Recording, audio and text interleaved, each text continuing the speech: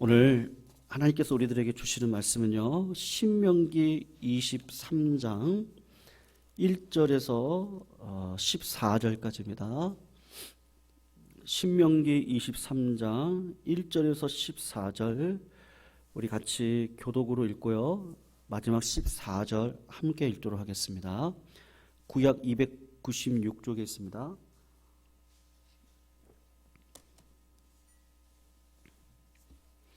제가 1절 먼저 읽도록 하겠습니다. 1절입니다. 고안이 상한 자나 음경이 잘린 자는 여호와의 총회에 들어오지 못하리라. 사생자는 여호와의 총회에 들어오지 못하리니 10대 이르기까지도 여호와의 총회에 들어오지 못하리라. 암몬 사람과 모압 사람은 여호와의 총회에 들어오지 못하리니 그들에게 속한 자는 10대뿐 아니라 영원히 여호와의 총회에 들어오지 못하리라. 그들은 너희가 애굽에서 나올 때 떡과 물로 너희를 길에서 영접하지 아니하고 메소포다미아의 부돌 사람 부올의 아들 발람에게 뇌물을 주어 너희를 저주하게 하려 했으나 내 하나님 여호와께서 너를 사랑하심으로 내 하나님 여호와께서 발람의 말을 듣지 아니하시고 내 하나님 여호와께서 그 저주를 변하여 복이 되게 하셨나니 내 평생에 그들의 평안함과 형통함을 영원히 구할지니라. 너는 에돔 사람을 미워하지 말라. 그는 내 형제임이니라. 애굽 사람을 미워하지 말라. 내가 그의 땅에서 객이 되었음이니라. 그들의 3대 후 자손은 여호와의 총회에 들어올 수 있느니라.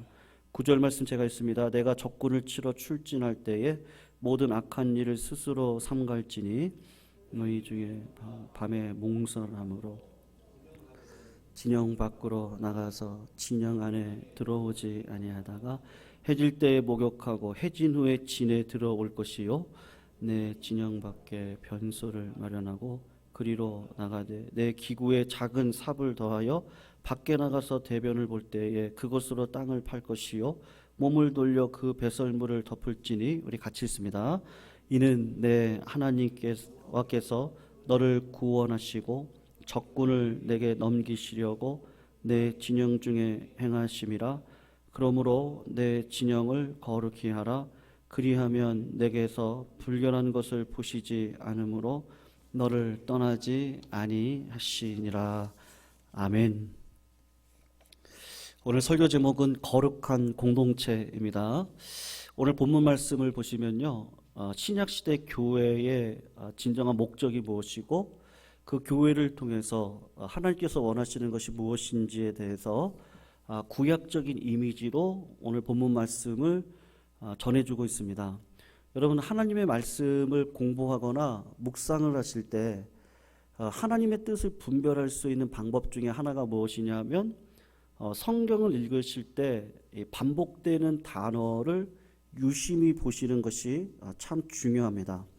가장 많이 나오는 단어를 통해서 하나님께서 지금 오늘 본문을 통해 강조하시는 것이 이것이겠구나라고 우리가 마땅히 추측을 할 수가 있는데, 오늘 본문을 보시면 가장 많이 나오는 단어가 무엇인지 혹시 이렇게 읽으시면서 마음속에 와 닿으셨습니까?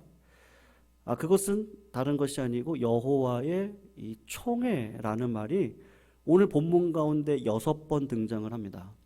여러분, 성경 말씀을 보면 여호와의 총회, 이 신약의 교회를 가리키는데요, 이 여호와의 총회가 이 성경에 총 13번 나오는데 오늘 본문에서만 6번이 나옵니다.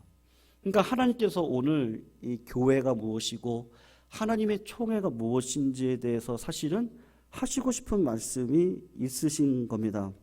여러분, 여호와의 총회의 정확한 개념이 무엇인지 먼저는 그것을 우리가 살펴보셔야 되는데, 어떤 분들은 이 여호와의 총회를 이스라엘 장로들의 모임이다라고 말을 하기도 합니다. 오늘 본문 말씀을 보면 약간은 얼굴이 붉어질 수 있는 그런 단어들이 등장을 하는데요. 1절을 보시면 고안이 상하고 음경을 배은 자들, 그냥 이 한문적인 표현이 더 좋은 것 같아요. 신앙을 상하게 하고 이 신이 배인 자들, 이렇게 표현하는 게 훨씬 더 나은 것 같긴 한데요. 어쨌든 오늘 이 개역 이 성경을 보면 이 고환과 이 음경이라고 번역을 하고 있는데, 이런 단어들, 또 2절을 보면 사생자라는 단어들, 그리고 4절에 모압과 암몬 사람이라는 단어들을 보면 이런 사람들이 이스라엘의 지도자가 될 수 없다, 그런 의미로 받아들일 수도 있지 않냐라고 하는 분들도 있습니다. 그러나 오늘 본문을 자세히 보시면 어떤 지도자에 대한 이야기를 하고 있는 것이 아니라는 걸 우리가 알 수 있습니다. 그래서 어떤 분들은 여호와의 총회를 이스라엘 백성의 전체 모임이다, 이스라엘 백성들의 모임이다, 그들이 하나님의 시민권이 있고 뭐 지금으로 따지면 영주권이 있는 것이어서 이스라엘 시민권을 가진 사람들, 순수 유대인들의 모임이다라고 해석을 하기도 합니다만, 여러분 구약 시대 때 우리가 알다시피 이방인들도 유대 민족의 시민권을 가지고 유대인 안으로 들어오는 것들을 우리가 봅니다. 그러니까 이스라엘 백성들의 모임이다라고 말할 수 없는 것이죠. 그렇다면 오늘 본문이 말하는 여호와의 총회가 뭘까? 본문 상황으로 볼 때 여러분, 여호와의 총회가 가지고 있는 목적에 대해서 하나님께서 9절에서 이야기를 하고 계시거든요. 9절을 보시면 거룩한 전쟁을 수행하기 위해서 여호와의 총회를 지금 하나님이 말씀하고 계시는데, 여러분 9절 보세요. 뭐라고 얘기하죠? 내가 적군을 치러 출진할 때에 라고 말을 합니다. 그러니까 왜 모이는 거예요? 전쟁을 치르기 위해서 하나님께서 이스라엘 총회를 모으고 있습니다. 여러분, 하나님 나라의 전쟁은 이 땅 많은 나라들이 진행하고 있는 보편적인 전쟁의 목적, 그러니까 사상한 목적을 이루기 위한 뭐 영토를 확장하기 위함이라든지 노량물을 차지하기 위함이든지 군사력을 과시하기 위한 목적이 있을 때 이 땅의 많은 나라들은 뭐 지금 반도체 전쟁이 일어나고 있어요. 그래서 이 경제 전쟁이죠. 이 보이지 않는 전쟁으로 지금 이 나라 전 세계가 치닫고 있는데, 세상은 그런 목적으로 전쟁을 일으킵니다. 근데 하나님께서 말씀하신 전쟁의 속성은 그런 전쟁이 아니에요. 하나님께서 왜 전쟁을 일으키시죠? 두 가지 목적이 있는데, 첫 번째로는 징벌의 목적이 있고 두 번째로는 구원의 목적이 있습니다. 여러분, 하나님께서 이스라엘 백성들에게 가나안 땅으로 들어가기 전에 하셨던 말씀이 뭐냐면, 가나안 땅 7 족속들이 있어요. 그들의 죄악이 관영하지 않기 때문에 내가 너희들을 보내지 않는다 라고 이야기를 했습니다. 이 전쟁은 신약시대로 넘어오면 우리 안에 가나안의 마음이 있습니다. 7 족속의 마음들이 있고 그 영적인 전쟁을 행해야 된다라는 것을 이미 우리가 살펴보았습니다. 그런 의미에서 성도님들, 중요한 건 하나가 있는데, 죄악이 극한에 달한 자를 처벌하시는 하나님의 심판 도구가 뭐냐 하면 전쟁을 일으키시는 겁니다. 여러분, 우리가 죄를 져도요, 극한에 달하지 않기를 주님의 이름으로 축원합니다. 죄를 지으시되, 이게 이런 말이 좀 이상할 수 있습니다만 끝까지 가시려면 절대로 안 됩니다. 끝까지 가면 어떤 일이 있습니까? 결국 하나님과 전쟁이기 때문에 심판 속에 지옥의 자식이 될 수밖에 없습니다. 이스라엘 백성들, 이방 나라의 죄악이 극한에 달했을 때 하나님께서 가나안 땅에 전쟁을 일으키시죠. 그러니까 죄에 대한 징벌 때문에 지금도 영적인 전쟁을 우리랑 일으키십니다. 우리랑. 그것이 중요한 것이죠. 그래서 두 번째가 뭐냐? 그래서 구원의 목적입니다. 여러분, 왜 가나안 땅을 이스라엘 백성들에게 주는 거예요? 그 땅이 하나님의 나라의 통치 가운데 있다는 걸 보여주기 위함이거든요. 나라의 구성원은 백성이 있어야 되고 땅이 있어야 됩니다. 그리고 가장 중요한 게 뭐죠? 통치권이에요. 주권이거든요. 하나님 나라 백성들이 하나님 땅에서 하나님께서 허락하신 그 공간 속에서 하나님의 통치가 뭐예요? 말씀이잖아요. 말씀에 따라서 그 땅을 살아가고 있는 그 모형을 보여주기 위해서 가나안 땅의 이스라엘 백성들의 여호와의 총회를 만든 것이거든요. 여러분, 그러니까 상식적으로 생각해 보세요. 이스라엘 군사 공동체에 필요한 게 뭐예요? 탱크가 필요합니까? 군사력이 필요합니까? 잘 훈련된 군인이 필요합니까? 군인에게 있어서 진짜 중요한 건 뭐죠?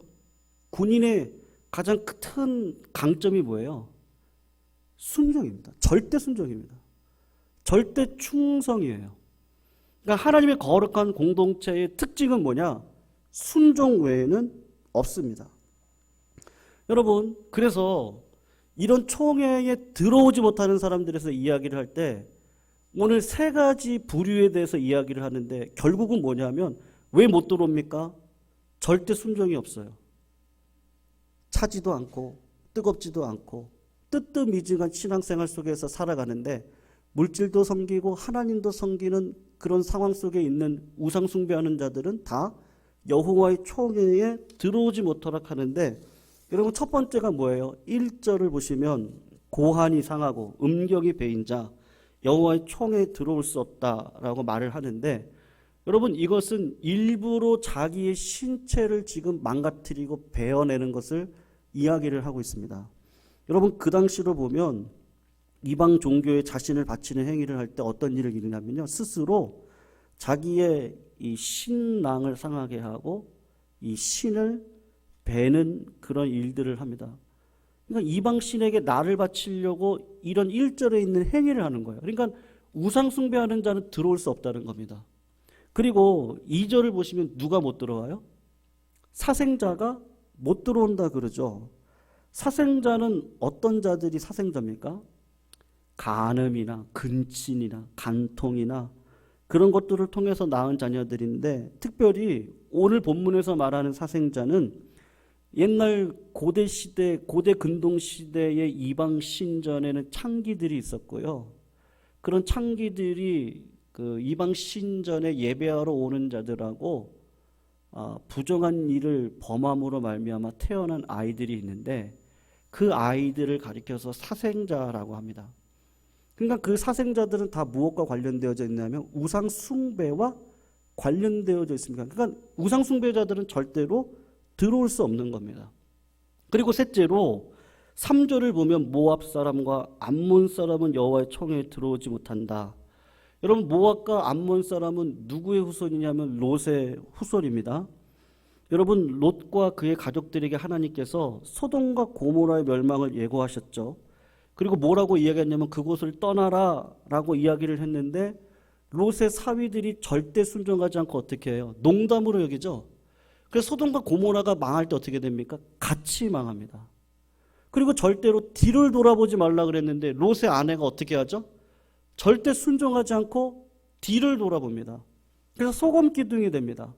그렇게 해서 롯의 두 딸과 롯만 살아남았는데, 여러분 롯의 두 딸들이 어떻게 하죠? 부정한 일을 통해서 아버지에게 술을 마시게 하고 아버지가 정신을 잃었을 때 그 부정한 그 사건들을 통해서 두 아들이 그 딸 가운데 태어나는데 아버지 씨죠. 그 자녀들이 누구예요? 모압과 암몬입니다. 여러분, 그런데 우리는 그런 이유 때문에 모압과 암몬이 여호와의 총회에 들어올 수 없다라고 생각을 하는데, 모세는 오늘 본문 4절을 보시면요, 다른 이유를 이야기를 하고 있어요. 첫 번째로는 소극적인 이유고 두 번째로는 적극적인 이유인데, 여러분 4절 말씀 우리 같이 한번 읽어볼까요? 한번 천천히 읽어볼게요. 읽어보겠습니다. 시작. 그들은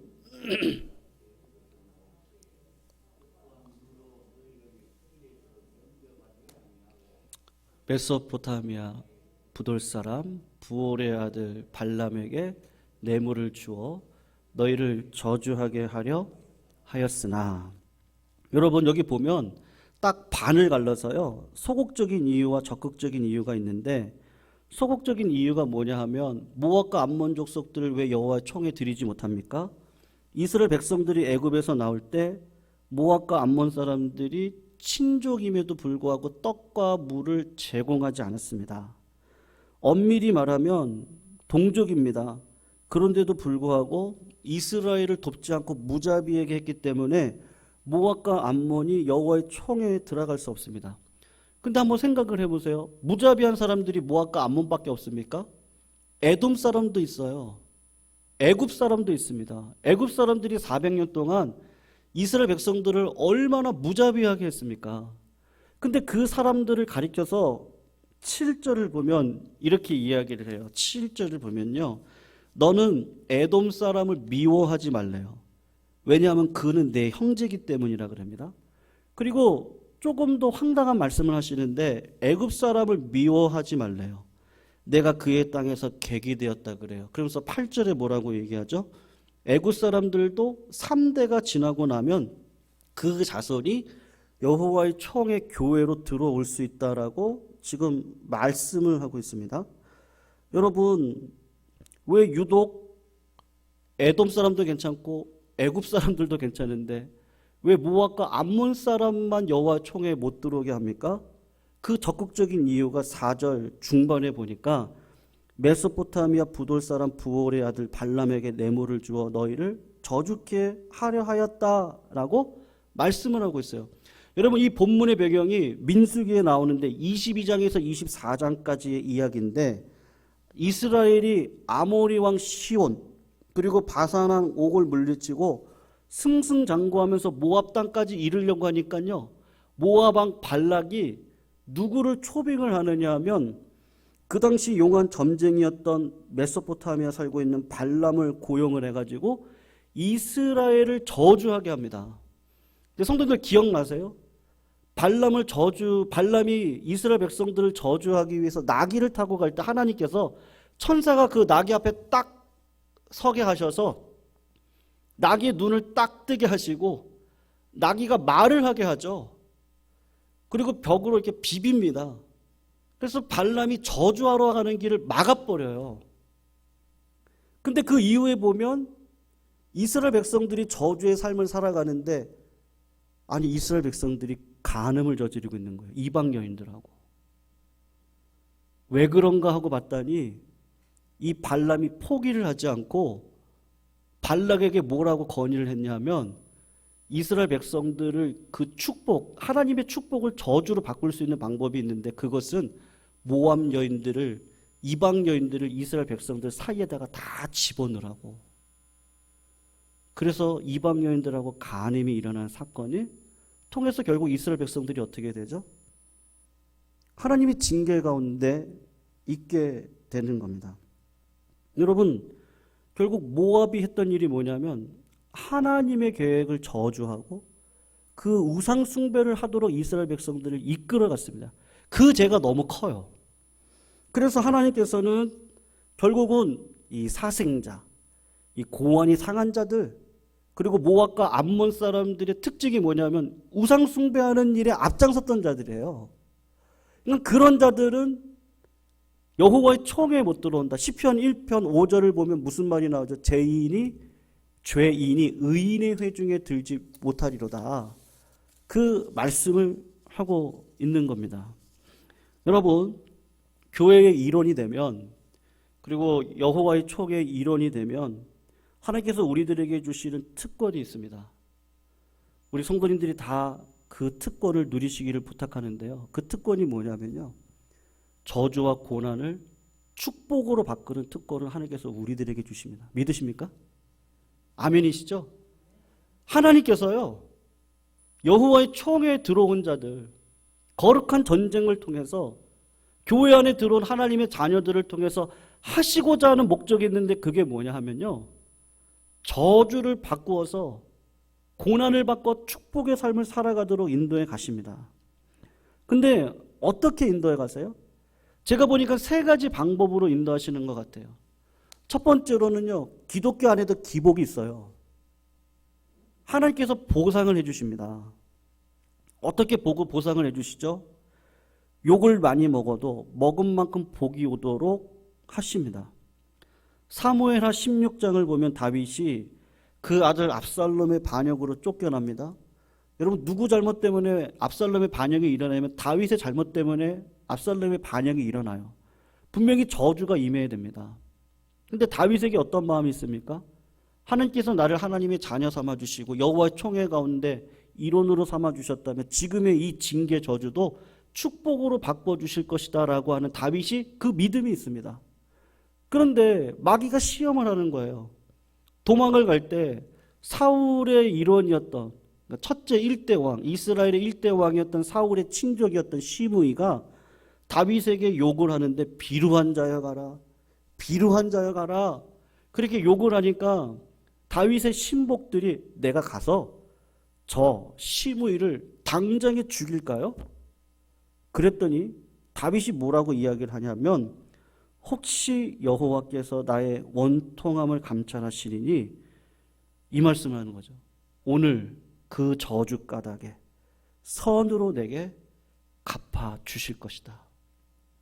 악을 악으로 갚지 않고 하나님의 징계 가운데 하나님이 저주에서 축복으로 바꿔주실 걸 알기 때문에 믿음을 지키고 하나님을 바라보고 나아가는 것이죠.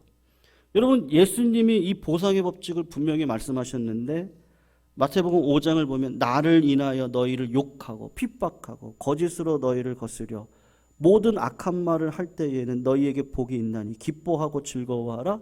하늘에서 너희의 상이 크다. 여호와의 총회 가운데 있는 우리 성도들을 누가 건들 수 있습니까? 아무리 징계 가운데 있고 저주 가운데 있는 것 같다 할지라도요. 우리 믿는 자들에게 똑같이 고난이 있지 않습니까? 어려움이 있습니다. 지금도 우리들의 마음속에 한숨으로밖에 설명할 수 없는 기도 제목들이 우리 가운데 있어요. 근데 우리에게 있는 확신은 뭐죠? 하나님께서 그 저주를요 축복으로 바꾸신답니다. 하나님께서 그 저주를 기쁨으로 바꾸신다고 말씀하시는 거예요. 애통 가운데 있는 너희들 기쁨으로 일어설 것이라고 말씀하고 있는 거예요. 내 입을 넓게 열려요. 부르짖으래요. 그럼 하나님께서 내게 크게 응답하시겠다고 말씀하시는데 왜요? 우리는 하나님의 자녀 이론이기 때문에 그렇게 하시는 거죠. 그러니까 우리는요 복이 오면 복이고요 저주가 와도 복이에요. 이 세상 무엇이든지 다 복으로 하나님께서 인도하실 거예요. 여러분, 그래서 이 보상의 법칙이 있다는 걸 믿고 하나님 바라보고 믿음으로 나아가면요 그 백성들에게 반드시 하나님께서 무슨 은혜를 주세요? 복의 은혜를 저희들에게 주십니다. 믿으시기를 주님의 이름으로 축원합니다. 그런데 이 보상의 방법을 끌어가실 때 어떤 원리 속에서 끌어가세요? 하나님의 섭리 통치라고 하는 이 방식으로 우리를 끌어가시죠. 여러분, 제가 질문을 드릴게요. 하나님께서 우리를 준비시키셔서 쓰십니까? 아니면 부르셔서 쓰세요? 준비시키셔서 쓰세요? 아니면 준비시키는 게 먼저예요? 아니면 부르는 게 먼저예요? 잘 안 들렸어요. 부르는 게 먼저입니까? 아니면 준비를 시키세요? 이게 중요하거든요. 세상 사람들은 야, 너 준비해. 준비해야 돼. 준비해야 쓰임 받을 수 있어. 근데 하나님은요. 먼저 부르세요. 부르시고 어떻게 하세요? 연단시키세요. 훈련시키세요. 여러분, 요셉을 보세요. 요셉은 하나님께서 딱 마음에 정하셨어요. 뭐로요? 애굽의 총리가 될 걸 이미 마음에 정하셨어요. 그리고 그의 마음 가운데 하나님의 임재를 주세요. 믿음이 내 마음대로 옵니까? 여러분, 믿음 자랑하시면 안 돼요. 믿음은 나에게 오는 게 아니에요. 내 안에 내 힘으로 오는 게 믿음이 아니에요. 하나님께서 주셔야 올 수 있는 게 믿음이거든요. 그 믿음 속에서 내가 태어나서 보니까요. 하나님의 자녀가 되었네. 마치 육신의 자녀가 되어서 태어나서 봤더니 우리 아버지 이름이 누구시고요. 어머님이 누구세요. 내 이름도 아버지가 지어주셨어요. 태어나서 보니까 한국 사람이에요. 태어나서 보니까 시절을 쫓아가다 보니까 내 밑에 동생이 2명이나 있어요. 내가 선택할 수 있는 건 아무것도 없어요. 영적으로도 똑같은 거예요. 태어나서 보니까 하나님이 나를 이미 부르셨어요. 근데 하나님의 계획은 뭐예요? 요셉을 애굽 땅의 국무총리로 세울 것을 이미 딱 확정하시고 섭리하시고 그를 이끌어 가시는데 아무리 악의 많은 계획들, 사단이 아무리 계획을 해도 그것을 하나님께서 선으로 바꿔가시는데 어떻게 바꿔가세요? 임재 가운데 시험 속에서 마귀의 유혹에 넘어가지 않고 내가 어찌 하나님 앞에 득지하겠습니까? 그리고 감옥에 들어가서 최선의 삶을 살아가면서 그곳에서 경제인들을 만나고 정치인들을 만나서 정치법을 배우고 경제법을 배우고요. 토지법을 배워서 결국은 꿈의 사람으로 하나님께서 꿈을 꾸게 하시죠. 꿈도 내가 꿉니까? 하나님이 꿈을 꾸게 하세요. 그 꿈을 통해서 우리가 확신하죠. 하나님께서 응답하시겠구나. 그 꿈을 통해 요셉이 어느 자리까지 갑니까? 총리의 자리까지 가요. 요셉이 잘나서요? 아니요. 하나님의 섭리 가운데 요셉을 이끄셔서 애굽 총리 삼아야 돼요. 왜요? 하나님이 그의 조상들에게 했던 약속이 있어요. 하나님의 계획이 있어요. 하나님의 자녀들은 반드시 내가 책임진다. 아브라함에게 했던 약속. 아직도 자식 하나 없는데 아브라함을 이끌고 일반 계시 속에 나가서 저 별을 보라고. 내가 너 허리에서 나온 자식을 저렇게 많게 할 거야. 바다로 데려가셔가지고요. 모래를 보면서 저 모래를 보라고. 내가 네 자녀들을 저렇게 많이 할 거야. 많이 낳도록 할 거야. 그러기 위해서는 어떻게 해야 돼요? 요셉이 애굽의 총리가 되어져야 돼요. 그리고 요셉의 가족 70명이 애굽 땅으로 들어가서 거기서 큰 민족을 이루는데 어떤 섭리 가운데 그 큰 민족을 이루세요? 고난이라고 하는 옷을 입히셔서 노예 속에서 신음하면서 고난 속에서 나는 고생하고 있다고 생각을 했는데 하나님은 하나님의 뜻을 이뤄가는데 어떻게 이뤄가세요? 아브라함에게 하셨던 그 약속을 이스라엘 백성들이 민족이 될 수 있도록 하나님께서 이끌어 가시는 거죠. 여러분, 그래서 요셉이 형들한테 뭐라고 하죠? 아, 형들, 제 믿음이 얼마나 대단한 줄 아세요? 아, 내가 꿈을 해석하는 능력이 있어요. 그래서 내가 여기까지 왔어요. 그랬으면 형들 죽였을 거예요. 근데 요셉이 가지고 있었던 신앙이 무엇입니까? 형들이 내게 고난과 고통을 안겨주었지만 하나님께서 이 이야기를 해요. 도리어 그것을 뭐로 바꾸셨다고요? 복으로 바꾸셔서 우리 가족들을 살려주셨다라고 말씀을 하고 계시는 것이죠. 여러분, 보상의 법칙, 섭리의 법칙, 그리고 또 하나가 있는데 그렇게 해서 결국 우리의 눈을 열어주시고 귀를 열어주시죠. 고난당한 것이 내게 유익이에요. 이로 인해서 내가 율례를 배워요. 고난이 없으면 우리는 기도하지 않아요. 우리의 삶이 평탄하면요, 우리는 절대 하나님 앞에 나오지를 않습니다. 삶 속에 힘들고 어려울 때 하나님의 임재 가운데 주님이 그것을 해결하실 것을 알기 때문에 오늘도 기도의 자리라서 하나님 앞에 나아가는데 그 영혼 구원, 그 영혼의 그 보상을 통해서 하나님께서 하나님의 뜻을 이뤄가는 것이죠. 그래서 로마서 8장 18절을 보면 하나님을 사랑하는 자, 그 뜻대로 부르심을 입은 모든 자들은 어떻게 한다고요? 합력해서 선을 이루도록 하시는 겁니다. 여러분, 그래서 우리에게 필요한 건 하나가 있습니다. 그게 뭐냐면 사랑하는 성도님들, 순종하시기를 주님의 이름으로 축원합니다. 하나님께서 원하시는 건 절대 순종이에요. 도덕적으로 윤리적으로 내가 누구보다 깨끗하다? 그래도 더럽습니다. 이 세상에 착한 사람 아무도 없습니다. 다 죄인이죠. 근데 죄인인데 정금과 같은 믿음을 가지고 있는 사람이 있어요. 그 믿음의 특징이 무엇이에요? 순종이에요. 순종하는 자들을 통해서 하나님께서 은혜의 왕국을 이뤄가는 통로로 쓰임받게 하시는 것이죠.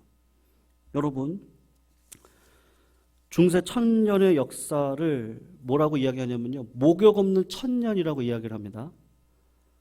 지금 이 온 세계 가운데 코로나19로 지금 뭐 변이 바이러스가 인도에서 뭐 하루에 31만 명이 코로나 확진자가 나왔다고 이야기를 하고, 우리나라도 지금 그냥 제가 알기로는 뭐 확실한 것은 아닙니다만 800명이 이미 넘은 걸로, 근데 통계상 800명이 안 넘은 걸로 그렇게 나오는 거 아니냐. 왜냐하면 현장 속에 계신 분들이 지금 뭐 응급실이나 이런 데는 정말 아주 위급하다 그러더라고요. 그러니까 코로나가 사실은 얼마나 많이 확진이 되는 상황 가운데 있는지 모르는 것이죠. 근데 여러분, 중세시대 때 집을 지을 때 어떻게 지었느냐 하면 짐승하고 사람이 한 곳에 살도록 지었습니다. 그래서 중세시대 때 가장 유행했던 병이 뭐냐면 패스트입니다. 그래서 이 중세시대 때 패스트로 뭐 어떤 나라는 인구의 절반을 잃기도 했습니다. 그래서 중세시대 때 이런 미술작품이나 문학작품을 보면 죽음에 대한 그림이 많고 이 내세론이 많고 그것이 먹혔던 그 종교가 뭐냐면 천주교가 연옥이라고 하는 이론을 발표해서 당시 시대적인 정황을 타고 그런 연옥 이론을 통해서 무지한 백성들의 돈을 뜯어냈던 적도 있었습니다. 여러분, 많은 사람들이 죽음을 당한 이유가 무엇이죠? 결국은 위생을 지키지 않았기 때문에 이 중세시대 때 패스트가 온 거거든요. 영적으로도 마찬가지입니다. 우리가 하나님 앞에 맞아요. 윤리적으로 도덕적으로 깨끗하셔야 돼요. 그건 기본이고요. 그거 위에 믿음이 있으셔야 됩니다. 하나님은요, 믿음을 보세요. 바리새인들하고 사두개인들이 일반 사람들에 비해서 얼마나 깨끗했어요? 얼마나 기도 많이 했어요? 얼마나 헌신 많이 했습니까? 근데 그들의 삶에 결정적으로 뭐가 없었죠? 말씀에 대한 순종이 없었어요. 말씀이 육신이 되어 이 땅 가운데 오신 예수 그리스도께서 말씀하시는데 그 예수 그리스도의 말씀을 죽이려고 했죠. 그리고 결국은 죽였습니다. 십자가 달려 돌아가게 하셨습니다. 절대 순종이 없었어요. 근데 예수님의 제자들은요, 성질 나쁜 베드로도 있었습니다. 요한과 야고보, 세상적으로 우리 주님 왕이 얻으시면 치맛바람 이용해서 어머니의 그 치맛바람을 이용해가지고 당신이 왕위에 오르면요, 내 아들 한 명은 우편에, 한 명은 좌편에 앉혀달라고 했던 자들이 그런 자들입니다. 근데 오히려 그들은 결정적일 때 어떻게 하죠? 말씀에 순종해서 예루살렘에서 성령을 기다리고 그 성령을 받고 난 다음에 성령에 매여서 순종해서 하루하루를 살아가는 그 믿음의 길, 그 길을 통해서 지금도 이 교회가 여기 서 있는 겁니다. 그러니까 주님께서 왜 여호와의 총회에 대해서 이야기를 합니까? 왜 우상 숭배에 대해서 이야기를 하죠? 왜 사생자에 대한 이야기, 낯뜨거운 고환에 대한 이야기, 음경에 대한 얘기, 왜 이런 이야기를 합니까? 영적으로 하나님 앞에 우리도 그럴 수 있다는 것을 말씀하시는 것이죠. 그러므로 오늘 주님의 뜻을 따라서 거룩한 공동체로 설 수 있도록 주님 말씀하시면 내가 그 말씀에 순종해서 오늘도 걸어가겠습니다. 그 은혜 가운데 우리 모든 성도님들이 다 서시기를 주님의 이름으로 축원합니다. 그래서 필요한 것이 무엇이냐면 애통하는 마음이고 가난한 마음입니다. 내 힘으로는 안 됩니다. 그래서 하나님, 저도 오늘 이렇게 걸으면서 그 기도했는데요. 걸으면서 답답해서 이제 걷습니다. 뭐 코로나로 뭐 이런저런 거 뭐 할 수 있는 상황도 아니니까 예배당에 와서 기도하는 것도 답답하고 그래서 나가서 걸으면서 기도하는데 그냥 딱 그런 마음만 주시더라고요. 하나님, 지금 이 상황에서 하나님의 뜻이 무엇입니까? 하나님께서 저를 통해 하기 원하시는 게 뭐예요? 그 임재를 경험하게 해주세요. 하나님, 그게 진짜 필요합니다. 그냥 그 기도만 나오더라고요. 그래서 40분, 50분 걸어가면서요, 그 기도를 하나님 앞에 올려드리고 왔는데 결국 하나님께서 우리 성도님들이 각자의 상황 속에서 오늘도 말씀하실 때 주의 사랑에 내가 매이는 거죠. 매이지 않고는 이 땅에서 승리는 없습니다. 매여 살아가는 거죠. 우리 자꾸 착각해요. 진짜 자유 있습니까? 저 중고등학교 때 선생님께서요, 공부하기 싫어가지고 선생님 연애 얘기해 주세요. 그럼 선생님이 연애 얘기해 주세요. 저는 그 남녀공학만 다녔거든요. 그러니까 뭐 여자들이 그냥 막 좋다고 막 그리고 더 얘기해 주세요. 그럼 막 얘기를 해주세요. 그러면 그리고 끝나고 난 다음에 할 일이 없잖아요. 선생님이 공부하라고 하면 선생님 싫어요. 그러면 그래 그러면 자유시간 줄게. 그럼 아이들이 뭘 하고 있죠? 그 자유시간에도 지겨워서 무엇을 할지 모르고 있는 우리의 모습이 있더라고요. 중고등학교 시절을 보면 그렇더라고요. 자유를 줘도요, 그 자유를 가지고 내가 무엇을 할 수 없는 현실이 우리입니다. 정말 연약한 존재가 저희들이에요. 자유를 주고 마음대로 해보라 그러면 할 것 같은데 그렇지가 않더라고요. 그래서 하나님의 율법의 테두리를 우리에게 주시고 그 율법 속의 순종을 통해서 하나님께서 원하시는 믿음의 삶을 감당할 수 있도록 저희들에게 오늘도 주님이 자꾸 오셔서 자꾸 메워주시는 거예요. 임재를 주시고 말씀을 주시고 깨닫게 하시고 기독해 하시는 능력을 주시고, 그래서 하늘의 능력으로 기독해 하시고 하나님의 뜻을 구하게 하고, 하나님 내 힘으로 살아갈 수 없사니 주의 뜻이 나에게 들려지게 해주시고, 그 뜻이 확신되어지면 오늘 내가 그 믿음 갖고 살아갈 수 있도록 인도해 달라고, 하늘의 힘을 달라고 기도하고 있는 내 현실이 진짜 믿음의 삶이구나. 왜냐하면 하나님께서 하셔야 되니까, 그 계획 속에 내가 동승해야 되니까. 그래서 오늘도 그 믿음이 우리들에게 필요한 줄로 믿습니다. 그래서 여호와의 총회에 필요했던 것은 순종입니다. 우리 교회 성도님들에게도 필요했던 것은 이제 순종밖에 없습니다. 그 절대 순종을 통해 하나님께서 기뻐하시는 이 믿음의 은혜의 지경을 넓혀가시는 주님의 거룩한 종들이 다 되시기를 축원합니다. 주님들, 그 내 삶이 어려울 때 있죠. 그리고 교회가 힘들고 어려울 때, 그때 우리가 집중해야 되는 건 거룩함입니다. 근데 그 거룩함은요, 도덕적이고 윤리적으로 깨끗한 것뿐만이 아니라 그 하나님의 뜻을 분별할 수 있는 하늘의 능력이 이 거룩함입니다. 그래서 하나님께서 저희들에게 그 위기의 때를 건너가게 하실 때는 분별력을 주셔서 회개케 하시죠. 그리고 주의 말씀을 듣는 자리에 나오게 하십니다. 에베네셀의 축복이 있습니다. 그 축복을 통해서 주의 말씀대로 회개할 뿐만 아니라 말씀에 순종하여 삶을 바꾸고 그 은혜의 삶을 살아가도록 인도할 때 우리는 위기를 넘어갈 수 있습니다. 오늘도 예수 그리스도의 보혈로 씻음 받은 우리들이 하나님께서 나를 불러주셨다고는 확신을 절대로 잊어버리지 마시고, 오늘도 주님께서 허락하신 그 은혜의 삶을 살기 위하여 하나님 오늘도 내 마음속에 성령 충만함을 더해달라고 이 시간 같이 한번 기도하시면 좋겠습니다. 그리고 뿐만 아니라 우리가 부모님의 은혜를 통해 여기까지 자라왔죠. 또 자녀들도 우리 부모의 삶을 통하여서 자라날 것이고, 교회도 마찬가지입니다. 신앙의 선배들을 통하여 갈 길 잃은 내가 그 선배의 신앙을 닮아 갈 길을 찾게 되고 비전을 통해 다시 한번 살아나는 놀라운 역사가 일어나게 되는데, 여러분 우리 주위에 인권의 복이 반드시 있어야 됩니다.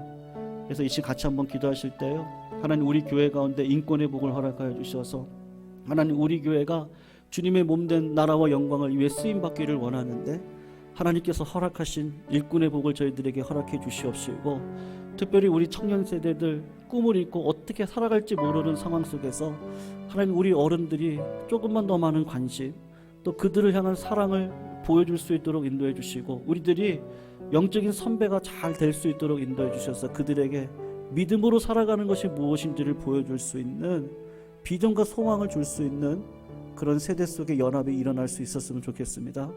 그래서 이 어려운 시대 속에 우리가 믿음으로 살아갈 수 있는 은혜가 더 흘러넘칠 수 있도록 오늘도 성령의 충만함을 더해달라고 이 시간 같이 한번 기도하시고요, 이번 주일 예배를 위해서 같이 한번 기도합니다. 우리 원로 목사님 말씀 증거하십니다. 말씀 증거하실 때 그 은혜의 말씀이 선포되어질 때 우리에게 강력한 하나님의 임재를 통해서 삶 속에 뿌리박고 열매 맺는 은혜의 삶이 넘쳐날 수 있도록 인도해달라고 같이 한번 기도하시고요, 예배를 돕는 헌금위원들, 안내위원들, 그리고 기도하는 우리 집사님을 비롯하여 모든 예배가 합력하여 선을 이루고 정말로 하나님께서 기뻐 받을 수 있는 최상의 예배가 될 수 있도록 인도해달라고 이 시간 같이 한번 기도하셨으면 좋겠습니다. 더불어서 우리 교회 가족 구원을 놓고 기도하고 있습니다. 우리 각 가족들마다 구원의 은혜의 역사가 일어날 수 있도록 인도해 주셔서 가정마다 든든히 세워질 수 있도록 주님 아버지 인도해 달라고, 우리 잊지 마시고 기도가 만사입니다. 우리 교회가 도심 속의 기도원과 같은 역할을 감당할 수 있도록 하나님의 기름 부으심 임재가 있는 이 자리 될 수 있도록 인도해 주셔서 죽전 땅에 하나님의 구원의 복음의 역사가 뒤집어지는 역사가 드러날 수 있도록 하나님 이 자리 가운데 하나님 강력하게 임재해 달라고 이 시간 같이 한번 기도하시고 놓치지 마시고 육신이 연약하신 성도를 위해서 기도하시고요. 그리고 가지고 나오신 기도 제목 붙들고 함께 기도하시도록 하겠습니다. 우리 같이 하나님 앞에 기도 올려드리도록 하겠습니다. 사랑의 하나님 감사합니다. 아버지 하나님의 사랑과 은혜를 오늘도 누릴 수 있도록 주님 아버지 인도해 주시니 감사함을 올려드립니다. 하나님 영적으로 도덕적으로 육신적으로 저희들 깨끗하기를 원합니다. 주가 말씀하실 때 순종할 수 있는 믿음의 길을 걸어갈 수 있도록 주님 아버지 인도하여 주시옵소서. 하나님 개인의 삶이 어렵고 교회가 어려울 때일수록 거룩함을 잊지 않도록 주님께서 저희들에게 귀와 눈을 열어주시고 마음을 애통한 마음 갖게 하시고 아버지 가난한 마음을 통하여서 주님께서 어떤 말씀을 하시든지 순종의 길을 걸어갈 수 있도록 인도하시되 그런 거룩함을 통하여서 교회님의 자녀와 교회를 눈동자같이 보호하시는 하나님의 놀라운 은혜를 경험할 수 있는 저희들 될 수 있도록 인도하여 주시옵소서. 성령에 매여 하나님의 뜻대로 이 땅을 살기를 원하오니 하나님께서 오늘도 하나님의 임재 속에 저희들을 인도하여 주시옵기를 간절히 소원합니다. 하나님 이번 주일 예배를 위해서 기도합니다. 원로 목사님을 통하여 선포되어지는 말씀마다 능력의 말씀 되게 해주시옵시고 그 말씀을 온전히 받을 수 있는 저희들의 마음이 옥토밭되게 해주셔서 30배 60배 100배 열매를 통해서 하나님의 영광 올려드리며 우리 교회가 이 땅을 향한 사명을 잘 감당할 수 있는 믿음의 시간 결단의 시간 될 수 있도록 주님 아버지 인도해 주시옵소서. 온 주일의 예배가 하나님 앞에 집중할 수 있는 자리가 되게 해주시옵시고 아버지 예배를 위해서 돕는 성길들 주님께서 그 마음을 위로해 주시고 온전히 만져 주셔서 하나님께서 원하시는 찬제물로 설 수 있도록 인도해 주시옵시고 예배마다 마귀 곳에 틈타지 아니하며 온전한 예배 가운데 주님께서 허락하여 주신 성령 충만한 예배 될 수 있도록 주님 아버지 인도하여 주시옵소서. 하나님 우리 예강의 모든 권속들을 축복하여 주시옵시고 가정 구원의 복음의 역사가 드러날 수 있도록 인도하여 주셔서 온 가족이 주님 앞에 나와 예배드리는 그 자리까지 하나님 우리의 기도가 멈추지 않도록 하나님 아버지 인도하여 주시옵소서. 육신이 연약한 백성들 하나님 한 분 한 분 붙들어 주시고 치유의 은혜로 하나님의 은혜가 충만할 수 있도록 하시되 하나님의 영광 속에서 아버지 이 모든 것들 실제적인 삶 가운데 기적을 경험하며 걸어갈 수 있는 저희를 되게 하여 주시옵소서. 오늘도 사랑하는 성도님들 기도의 자리에 나왔습니다. 하나님 간구하는 것들마다 주의 뜻에 합하게 해주시옵시고 모든 상황 속에 섭리로 이끌어가신 하나님을 의지하고 나를 불러주신 하나님을 확신하며 오늘도 믿음 잃지 아니하고 기도하고 간구하는 것들 주님의 뜻 가운데 이루어질 수 있도록 역사하여 주시옵소서.